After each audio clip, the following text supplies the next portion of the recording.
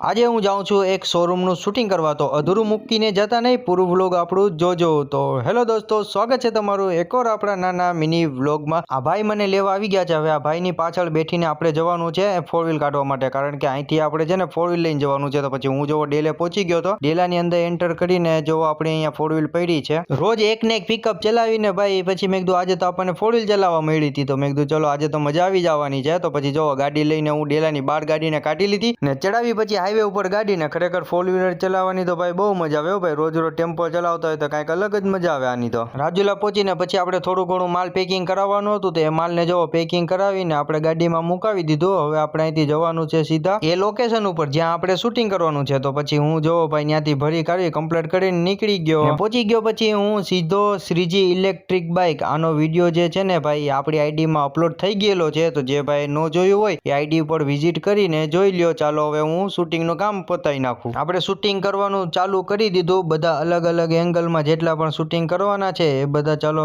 ફટાફટ મેં કીધું કરી લઈએ. ને આપણે બધા શૂટિંગનું કમ્પ્લીટ કરીને પછી છે ને આપણે ઇન્ટ્રો પણ શૂટ કરવાનો હતો, તે એ ઇન્ટ્રો પણ છે ને આપણો શૂટ કરી લીધો. જે કાંઈ બધી વાત કરવાની હતી બધી કરી નાખી. શૂટિંગ આપણું બધું થઈ ગયું હતું. પછી છે ને ભાઈ ઠંડુ આવી ગયું હતું. પછી ભાઈએ તમારા ઠંડુ પીધું ને આવી ગયા આપણી ગાડીએ. હવે આ ગાડી લઈને આપણે રિટર્ન જતું રહેવાનું છે અહીંથી. તો બસ ભાઈ લોગ, આપણો બ્લોગ તમને સારું લાગ્યું હોય તો લાઈક કરી નાખો, શેર કરી નાખો, ચેનલને સબસ્ક્રાઇબ કરી નાખો ને ઇન્સ્ટાગ્રામમાં જોવો છો તો ફોલો કરી નાખો.